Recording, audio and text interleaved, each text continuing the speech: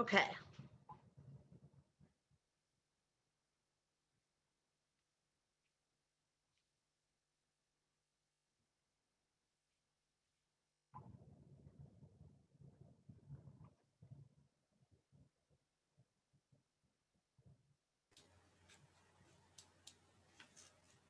I don't know what to do.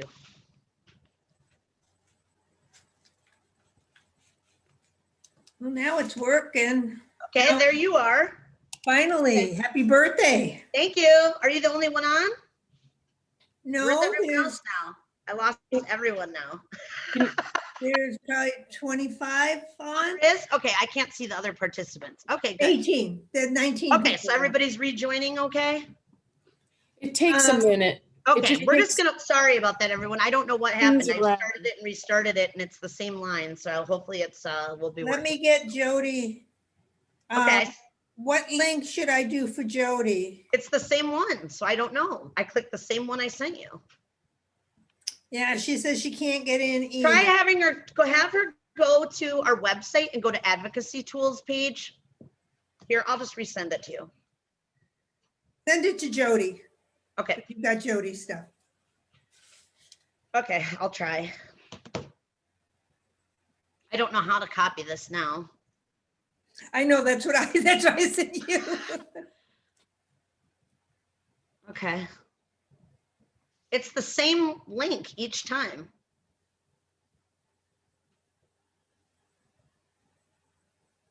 Okay, here we go. Copy invitation.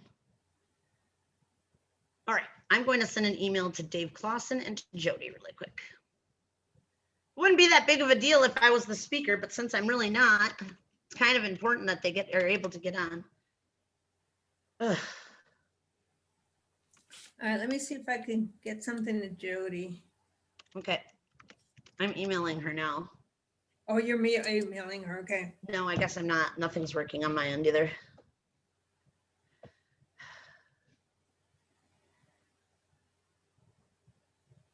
Is everybody that was on the other one on this one now? Yep. Okay, Diane, I see it. Okay. It looks I like don't know. it. Well, I'm trying to get Dave Clausen and Jody on here. Makai, I know you're on and I know you're not feeling particularly great today. Do you want to just kind of talk about the killing contest and the new movie that's coming out?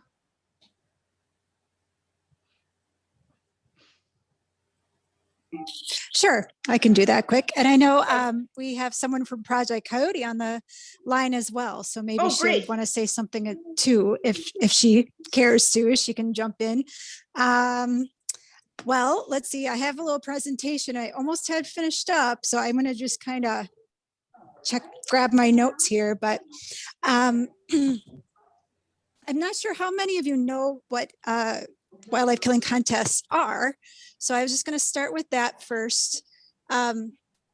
They are contests held throughout the state and country, except for, I feel like there are just a few, let's see, how many states now? About 7 states have outlawed them.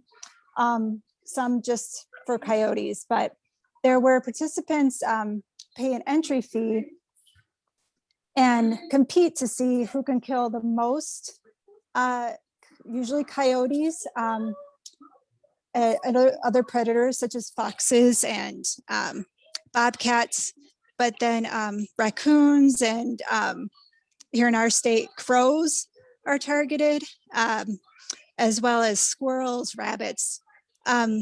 So they also have prizes for the heaviest animals and even the smallest animal. So unfortunately, pups are also targeted for that reason sometimes. And we've found about 45 here in Wisconsin. Some have been recurring and some are brand new this year. So it seems like they are growing. And there have been several undercover investigations by HSUS showing the gruesome details of them. But basically, you know, what's about is that it goes against fair chase practices, and any method can be used because they are typically unprotected species. most of the time, the animals are discarded after the event.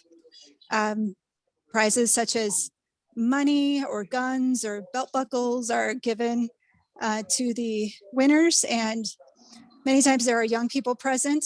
Some even have categories for 5 and under. And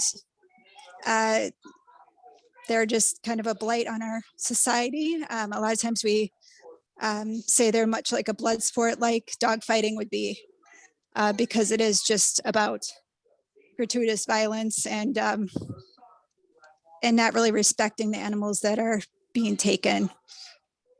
So does anybody have any questions about them that I can answer? Or would Michelle Michelle, would you like to talk a little bit more about the new movie? Project Coyote had a movie come out called Killing Games, Wildlife in the Crosshairs a couple years back, and now they have a brand new one. So maybe she can tell a little bit more about those. Hi, thanks.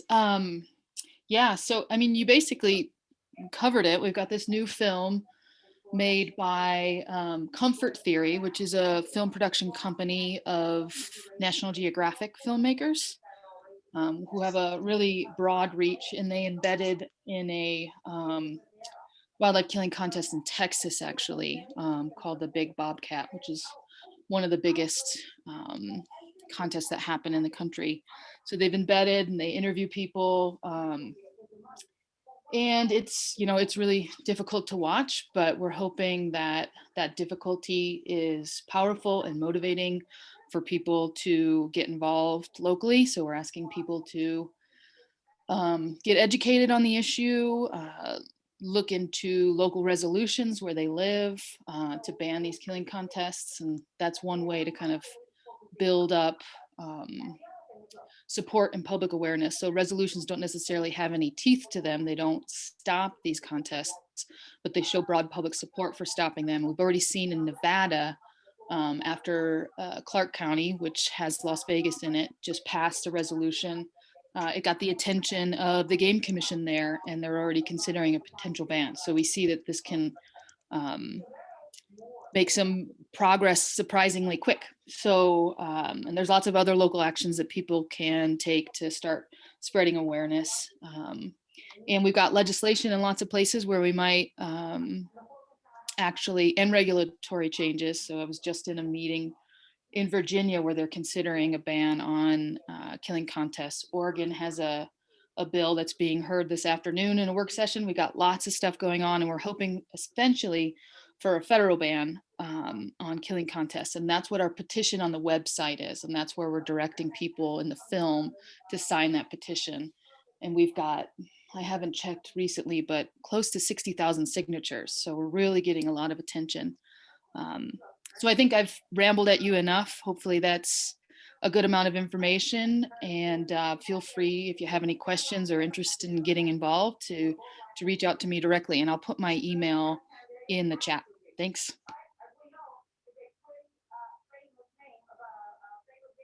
Okay, it looks like there's a question. Oh, the Wildlife Society statement on killing contests. There's that. And then someone asked, where is the petition to sign?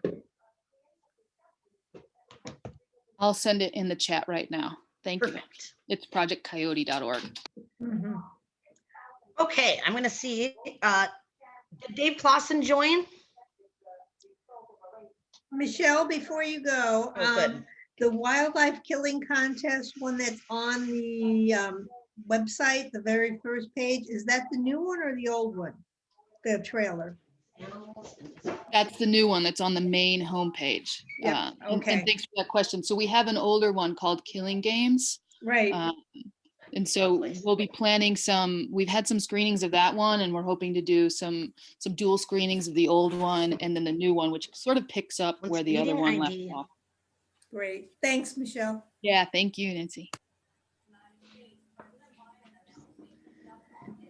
Hey, Nancy, do you know about the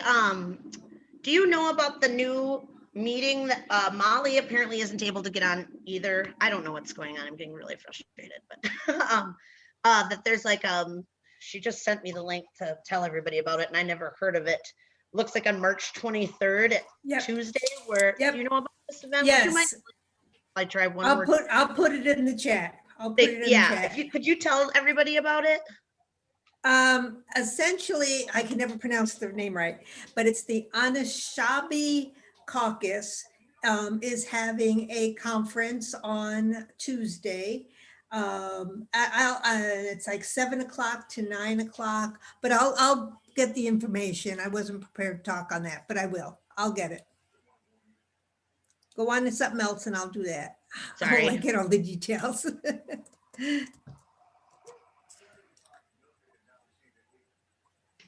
But Molly and I are both talking on it. INSHABI. There it is.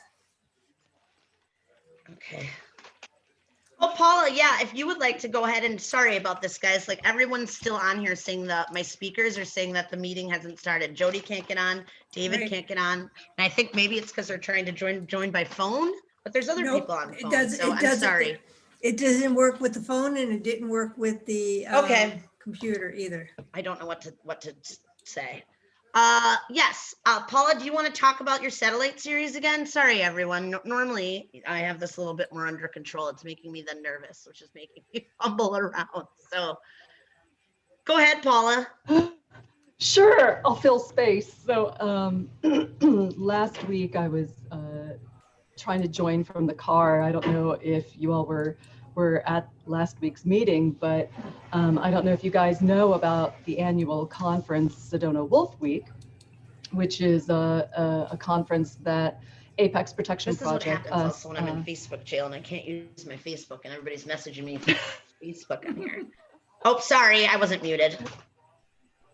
It's okay. That's Anyway, part of the so we problem. I'm in co-host this Facebook event. jail, so I can't answer anyone. Oh no, oh no. But while she's doing that, yeah, so we host this event usually in Sedona, but it was virtual this past year. It'll probably be virtual again this year in November with Plan B to Save Wolves. And because of the urgency going on, mainly it started with seeing what was going on in your state, we decided to launch the Sedona Wolf Week satellite series, which is a series of one-day events focusing specifically on the emergent situations in the country and what we can do. So next Friday on the 26th, Melissa and Nancy and a couple of other people from, we've divided it into regions for the day.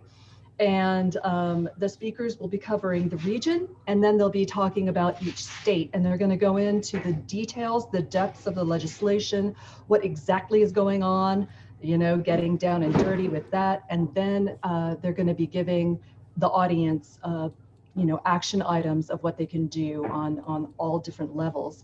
So, you know, we're kind of diehard advocates, but if you guys have people in your communities that you think this is kind of structured not just for the advanced advocate, but for someone who's brand new and is just curious and wants to do something, it's going to be presented in a way that is very, you know, very user-friendly. And there's also going to be an hour workshop on resiliency as an advocate. You know, we're all getting very burned out and exhausted. And so this woman, she worked for the CIA, and this is her workshop in teaching us how to take care of ourselves and remain resilient during tough times, you know, knowing how to do that and facing burnout.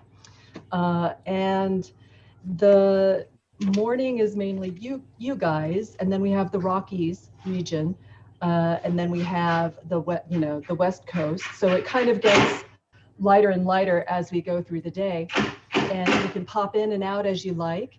And if you guys are interested, I could put the website in here for you to register or to share with your communities if you would. It's pretty shocking to me how many people will say, oh my God, I can't believe this is happening. What can I do to help? And then you give them a really easy action item. And yet people seem to be nervous to participate, too busy to participate. I'm not quite sure what that is, but I think the more outreach that we can do, it's building one voice, building a community, and especially bringing in support and awareness from outside of your state. And it really means a lot to us from out of your state to support you however we can, because you need it. So I'll just put it right here. It's on the 26th from 11 a.m. to 6 p.m. Pacific time.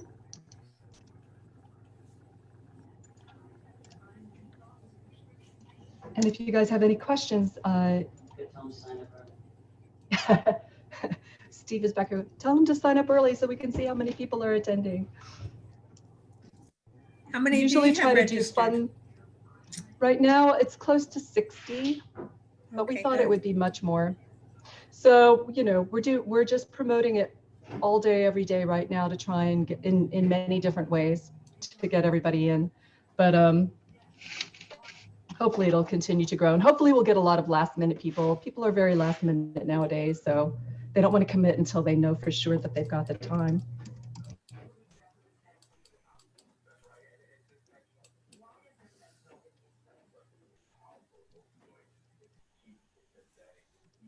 Okay, it's Melissa again. I'm giving up trying to get these folks on here. So let's just talk about, does anyone, like Amy, would you like to share like what your testimony you plan to do, or Stacy?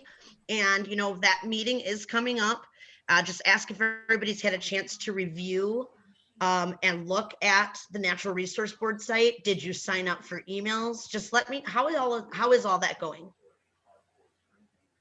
Sure, I can jump in. I definitely signed Sure. up for all the emails, and I've been trying to study the NRB members and understand a little bit more.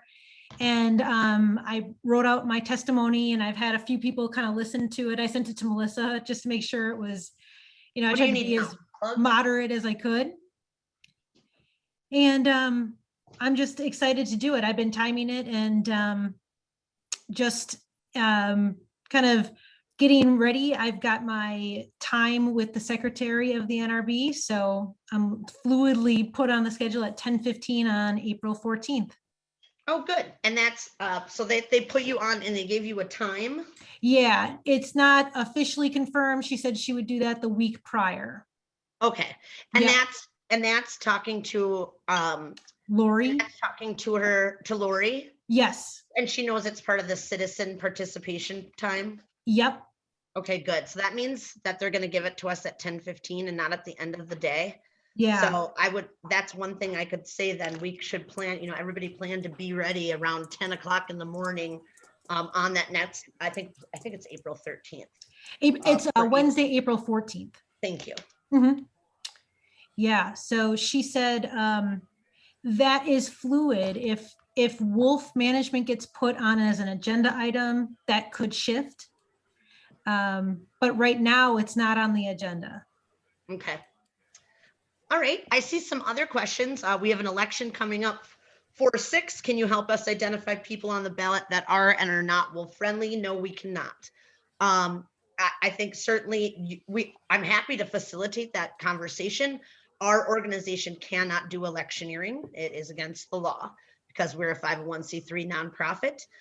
So I think the best thing to do there is to call the candidates and just straight up ask them, or ask their campaign staff.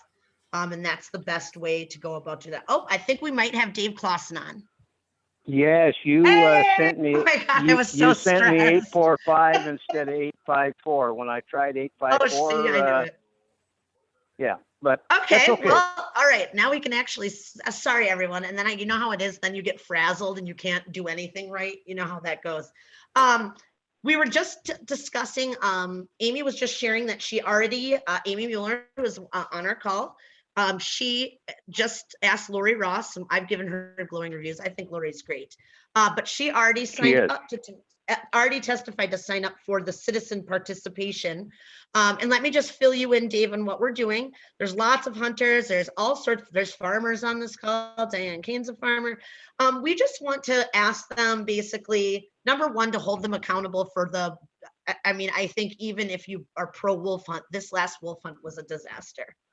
Not to mention used with dogs. So we want them to stop essentially the fall hunt or reduce down that quota, because they won't have the scientific data that they need and with the rampant poaching we know happened during this hunt. So we're really working on kind of surprising them, Dave, and then working on that. I'm going to shut up now and give you a chance to introduce yourself. There's about 40 people on the call, and all Wisconsinites. So if you would like to, talk about what your work is and give, if you could tell us why the Natural Resource Board should listen to us and maybe explain why they don't.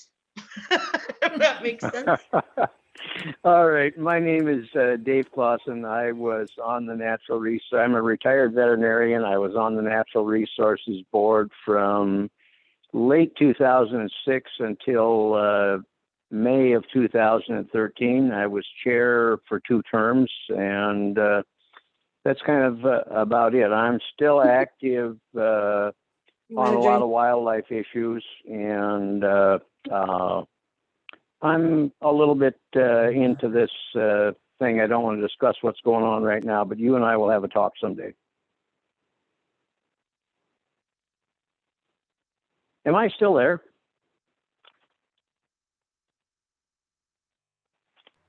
Yep. Yes, you are. You're still here.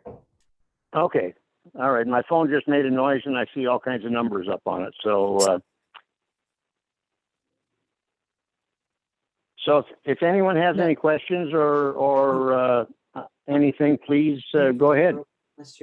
Well, I don't want to listen to that. Okay. Could you maybe tell us about what is really good, effective testimony? What would you say makes somebody's testimony, like if people had done that when they came to you before, I'm sure you remember things people came and that stuck out. Was it science facts? Was it storytelling? Like, what's the best approach?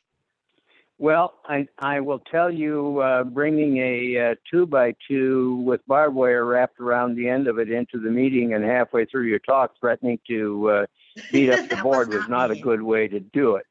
But you should, basically, I always appreciated when somebody stuck to their time limit. And when I do that type of thing, I would go over my thing and time it, because it's if they have a lot to do, they appreciate you being done in a timely manner. They also appreciate sticking to the point and being concise and factual. Now, you need to the job of the Natural Resources Board is actually, part of that job is to serve as a link between the citizens of the state and the Department of Natural Resources. So it's their job to listen to you. Don't get personal or attack them verbally, but just make your speech. And I think a story could be fine. Facts are probably more appreciated, but a good story is always appreciated. And when you finish up, thank them for listening and ask if there are any questions, because you can go beyond. If you spur some interest, you get more time to answer those questions. Okay, and so do you think, like, what do you think, like, what are the problems with the Natural Resource Board now, as opposed to when you were on? It just really seems that they're very directed to special interests like they weren't before. Can you explain how the Natural Resources has changed from the time you were on to now? I don't know if I can explain it. It definitely has changed. If you read Pat Durkin at all, he's had some good columns on what's going on. We would question if a department employee was presenting, we were always polite and listened to them, and we would ask questions and that type of thing. And we rarely, I can only think of a couple occasions where we kind of went rogue and went off and started injecting our own opinions. And once you start that, you're heading for trouble, because you don't have science behind you. And basically, it's your job to listen to the department staff and say yes or no. It's not, you're a citizen representative, and you aren't expected to be expert in all things. And I don't think we very often ever deviated from. We either said yes or no to whatever the department said, and we did not go rogue very often, and just start out on our own, using what Gary Rhodey, former Secretary of Agriculture, he always called it barbershop biology, and because every time he wanted to get something in, he said, "Well, I heard this in the barbershop," and we would all kind of just grin. But it just, I think that you're seeing board members making decisions for which they have no knowledge other than their gut feeling, and no scientific support. And I think that's the biggest thing. Yeah. So like one of the things that happened, I'm sure Dave, is that the department recommended a certain amount of licensing, like they'd done in previous wolf hunts, where it was about one wolf per 10 tags, and then they bumped, like Dave Kazmierski just went and did that on his own. So I didn't even really think that was possible, to be honest with you. Unfortunately, it is possible. The Department of Natural Resources sets the policy for the DNR, and pretty much has they set policy. And once the policy is set, the department is obligated to follow it. Okay. There's a caller here, Jay, that's on. Jay, would you like to go ahead and ask your question? Hi, David. Thanks for taking my question. My question is, how does the board accept testimony from out-of-state landowners, and also testimony from perhaps some of the larger organizations like Defenders of Wildlife, Center for Biologic Diversity? Does the board typically just focus on residents from Wisconsin, or is out-of-state and national like NGO testimony accepted favorably or unfavorably?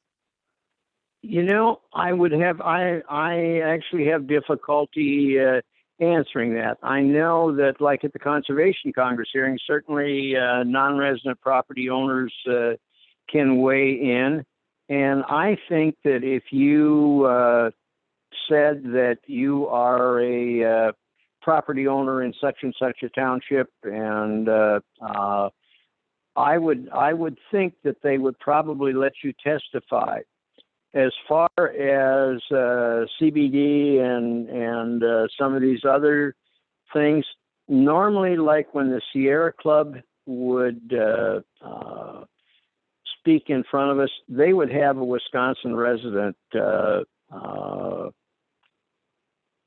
do that. I believe that that's the way that would go, is that they would find somebody that was a resident and would just say that I'm a resident representing CBD and or Defenders of Wildlife or whatever, and this is our position on this. Okay, thank you. There's another question from someone that says, the criteria on the Natural Resource Board seems to be very hunter, anti-wolf centric. How can we change the criteria so that it is more balanced and more representative of the public? That is a tough one. And I would tend to agree that there's some institutional bias there, both in the legislature and in the current Natural Resources Board.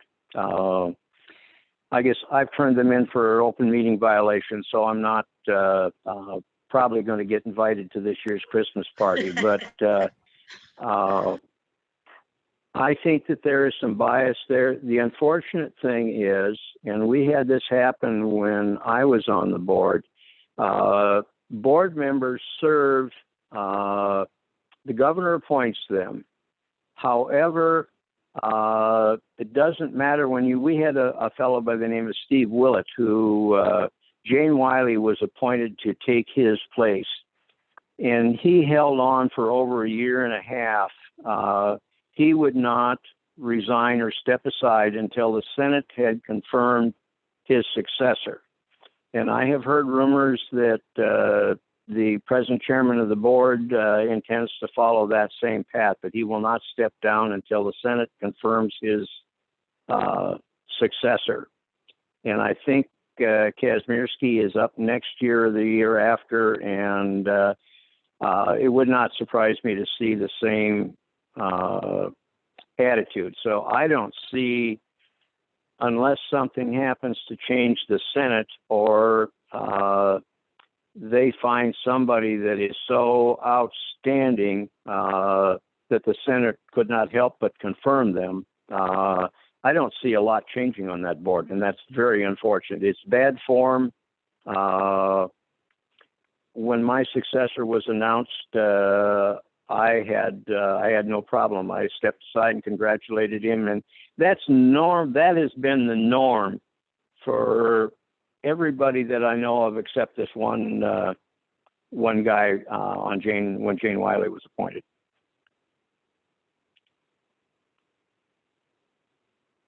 Okay, so it's possible that if there's, we've put in some people we think, not just me, but that we think will be very good, that are fair and balanced, actually are pretty non-political to take these seats. But you're right. So is it possible that the next person, like that appointment's open, that he could just sit and refuse to step down?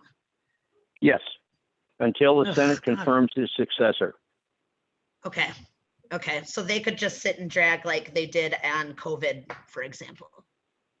Yeah. Okay. So we're going to have to really, oh my gosh. Okay. That's not good news. No, it's not good news. And it is really bad form. Okay. Okay. So would that be something then that we would continue then, say we go to this one and now we've gotten everybody practicing on how to give really good citizen testimony in that portion, that then we show up every single month and say, this is really bad form to that board member? Would that be a good tactic? Well, I don't know that, it's pointing it out. And if that is indeed the decision that he makes, I did not know that for sure because he has not said that. I have heard that rumor, and that's what it is. I have not heard it directly from his mouth or from anybody that has direct knowledge of that. But, what do you got to lose? You're not making much traction with the board the way it is right now. And I don't really know. I mean, it's just whether the press or the outdoor writers or the news would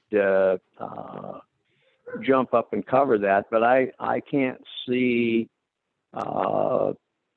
him being shamed enough that he will not be shamed into resigning. I do not believe.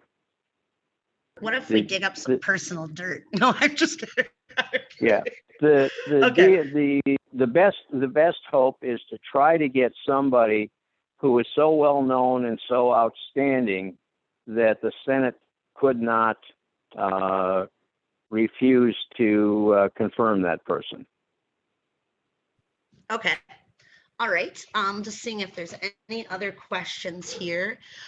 Dave, can you explain to us why the rules were made about the location of where the board members live, about holding that hunting or fishing or trapping license, and what was the logic behind there? And if we were going to change that someone could say be like a avid outdoors person without a hunting license, like myself, like I have park stickers, I'm big, do a ton of outdoor activity. I'm just not a hunter.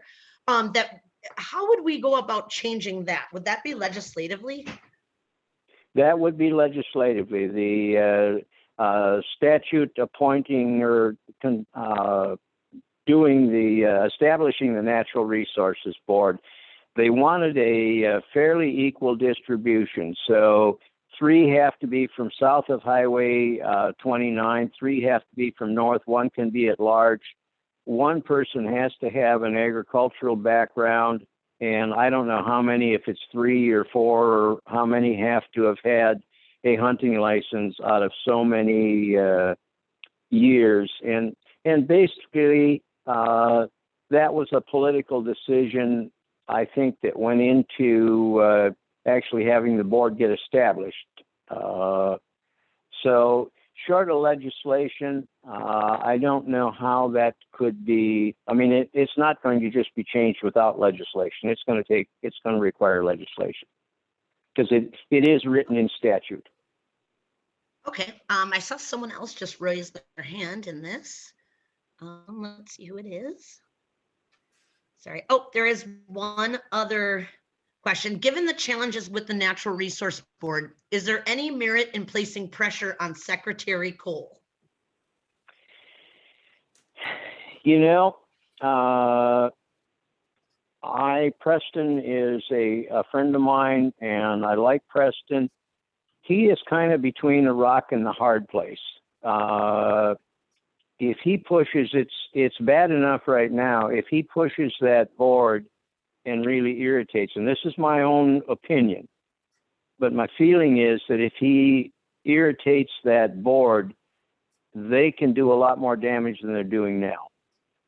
And so I do not envy his position right now.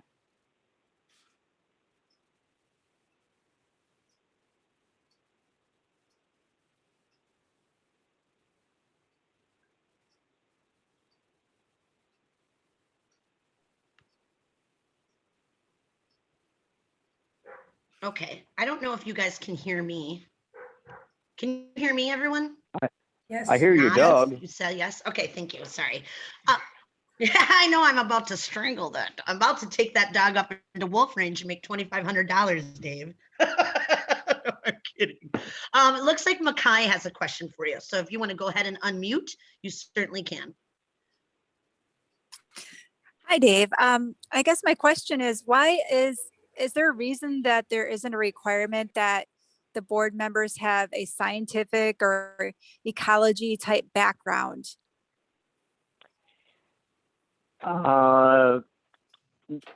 There's not a requirement for that. The only requirements are, like I say, have a hunting and fishing license and that type of thing. Basically, in times past, the board did not need a scientific background because we have all kinds of good scientists working for the department, although I suspect there are some positions that need to be filled that aren't being filled. But all you had to be was of sound mind and being able to think logically and have a conservation ethic and that feel that conservation and sound natural resource management was bigger than your own private opinion.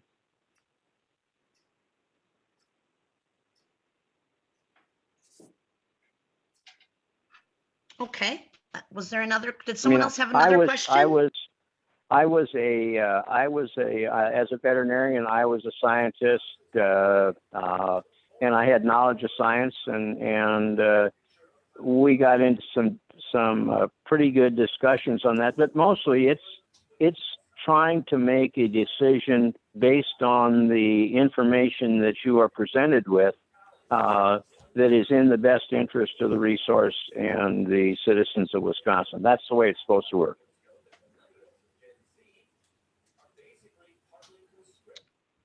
Okay, looks Melissa, like we have another question. I have a question, Melissa. Linda here. Okay, go ahead. Yeah, so I guess, I don't know, I'm sorry, maybe I missed something, but I still don't understand.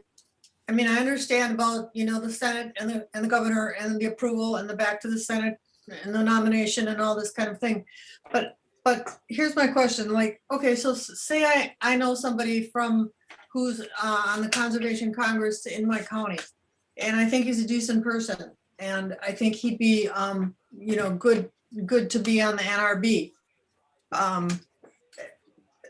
Or I know, so let's just say I know an organic farmer that might fit the qualifications to be in, you know, someone from agriculture. And so how do I, you know, with no real connections or ties, you know, to state government, try and, you know, get someone put out for a nomination? Well, I will tell you my story, which is a little bit unusual. Christine Thomas wrote her doctor's thesis on the Natural Resources Board, and she interviewed all the past board members and that type of thing. And when I got on, I was not actually, Governor Doyle appointed me, but I had actually supported Tom Barrett in the gubernatorial election. And normally people that are appointed to the natural resources have a long history of association with the governor, probably campaign contributions and that type of thing. Chris Thomas told me that I had none of those things. But what I had was my predecessor, Herb Benke, told Governor Doyle that I was the only Democrat in the state that he would resign for. And between that and shameless self-promotion, I got most of the well-connected Democrats in northwestern Wisconsin to write the governor. And when he called me to appoint me, he said, "Can you come down to Madison? I'd really like to meet the person that everybody in northwestern Wisconsin seems to think is on the board, or should be on the board." So if you want to get somebody on like that, you need to organize a letter writing campaign, and well-connected people in the governor's political party, donors, that type of thing. You need to get them on board and get them pushing this person. Okay, so in other words, you have to have a lot of contacts. Yeah. Okay. Yeah, I mean, you just don't come out of nowhere to do this. Most people that are on there have had a long time association with the governor that supports them, or they know a lot of people in the area that are willing to step up and say, "Governor, you should appoint this person. She would be a great addition." Okay. So it kind of sounds like Thanks. we're halfway there because we have a Democratic governor, but yet the legislature and Senate is controlled by people who are at odds with the governor. So that's not so good. Yeah, I mean, you look at how long it's taken. They didn't approve his first Secretary of Agriculture. There was somebody else that just got approved that had been appointed to that position and served as acting for 2 years or more. And like I say, if Chris Thomas and I were talking about this the other day, and I said, "Are you interested in running?" And she started to laugh, and so did I, because neither one of us. She would be the type of person that the Senate would have a hard time turning down or not acting on, because she has been so outstanding in conservation education and that type of thing. So somebody that is well known, well liked.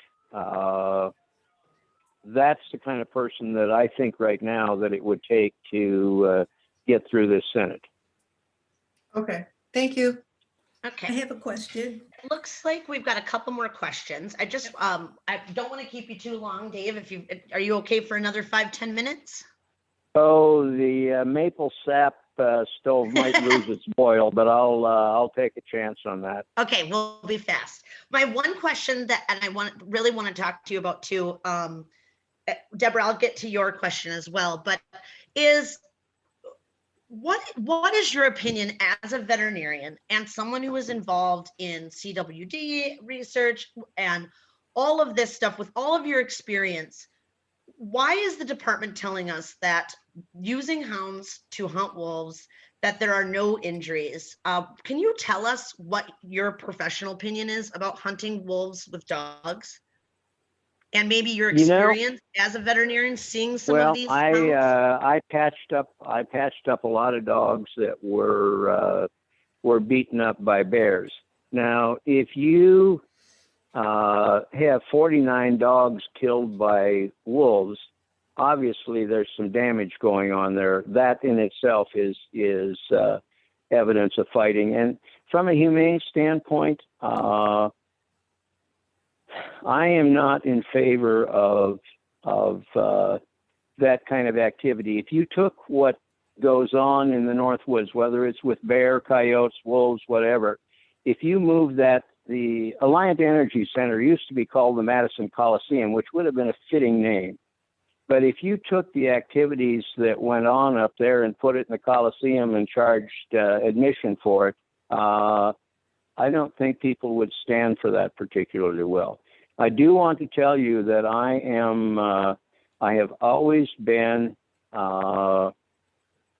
in favor of lethal control of depredating wolves. And this would be like if there's some wolves, the scientific way to do that is that if a pack is preying on somebody's cattle or whatever, that pack needs to be wiped out, the whole bunch of them. So you don't fragment it. And that's the problem with what's been going on, is that you end up fragmenting these packs, and just about like with coyotes, the harder you persecute them, they just breed more and more. And I don't know that exactly happens with the wolf, but once you're all well enough informed to know that upsetting that pack structure upsets their hunting, their breeding, and everything else. So I would be more in favor of hunters wouldn't be too happy with this, but I would be more in favor of having wildlife services in charge of getting rid of entire packs that are depredating and leave the rest of the wolves that are not, leave those alone. So that's my opinion. And that, Do you think and do you think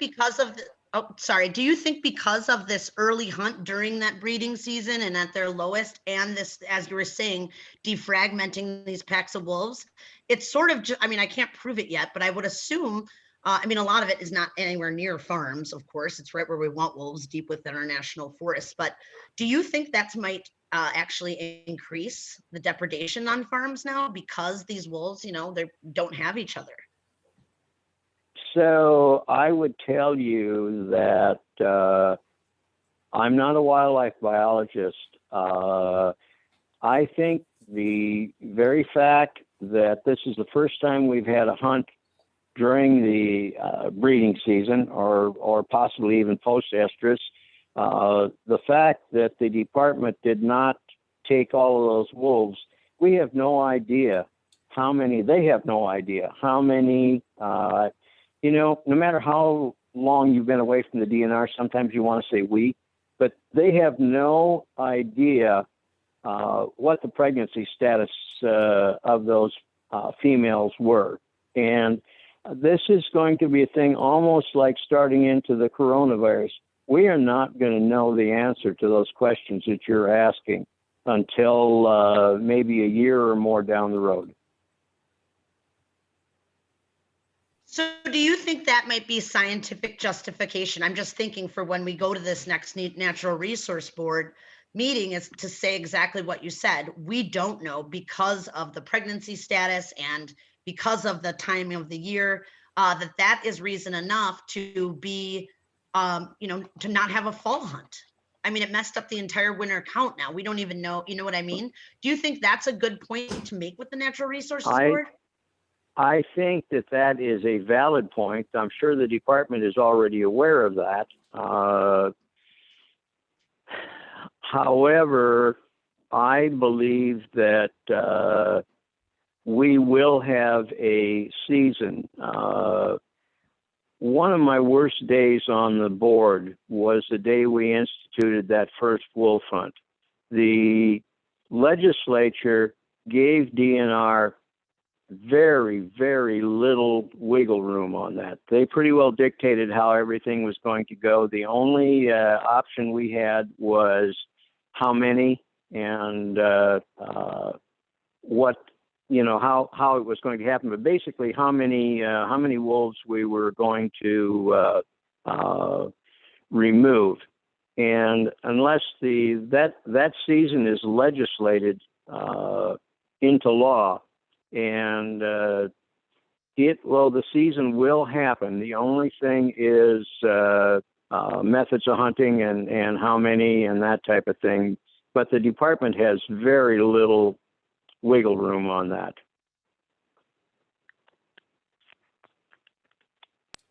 Okay, got it. And I'm just seeing, does anyone else have any questions? I do. This is Nancy. I have a question.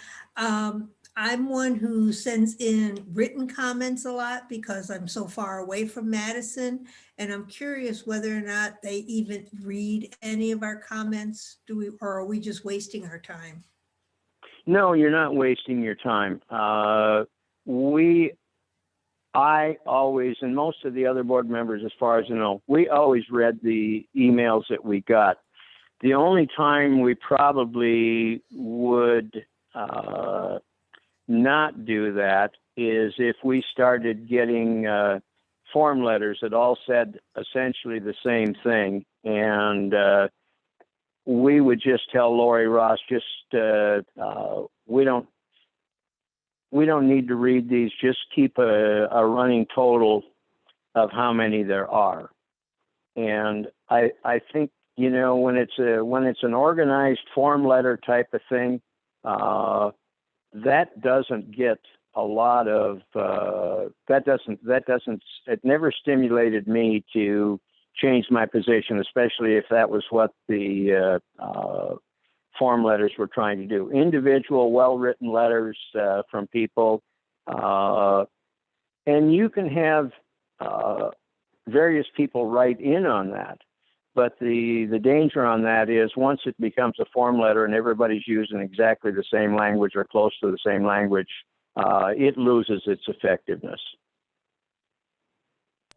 Good, thank you so much. We actually, we were just talking about that on our last meeting about handwriting, even in letters to our representatives, so that I think it makes it look like we really took the effort to reach out. Is that effective too? Not just like literally on stationery. Letters are great. They always got my attention. Okay. All right. I think we're going to let you go because I don't want your maple syrup to go bad, but thank you so much for joining us, and make sure and tune into that next Natural Resource Board, David, because I think you'll laugh because they don't know we're coming yet. Yeah. All right. So I want to have a talk with you and Jody one of these days too. Okay. So we'll get together and do that. All right. Well, thank you so much. Again, former Natural Resource Board, David Clausen. I know that you made took a lot of time out today up at your cabin. We really appreciate it. Well, thank you, Melissa, for all that you do and for your organization. I think there's a chance that they can play a significant role going forward here. Awesome. Thank you. All right. Bye-bye. Okay, guys, I'm going to stop the recording now so we can just have a general discussion. Yes, I do want